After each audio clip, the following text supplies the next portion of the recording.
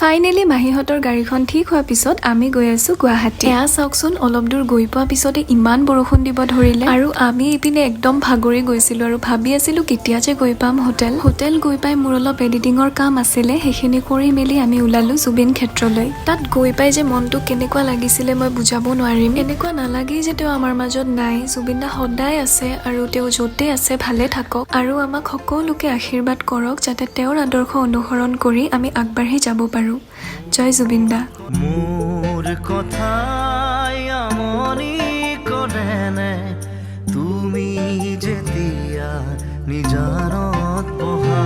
তাৰপিছত আমি ৰিটাৰ্ণ হলো ৰাতি 10:30 বাজি গ'ল। আৰু মই আপোনালোকক কৈছিলো নহয় যে আমাৰ ষ্টে কৰা কথা নাছিলে, সেইবাবে আমি একো এক্সট্ৰা কাপোৰ আনা নাই। লাকিলি ৰাতি 11টা বজাত এখন দোকান খোলা আছিলে আৰু সেয়েহে ৰাতি শোৱাৰ বাবে আমি সকলোৱে কাপোৰ কিনিব পাৰিলো। বাকীখিনি মই নেক্সট ভিডিঅ'ত দেখুৱাম। তেন্তে আজিলৈ আহিছো, বাই।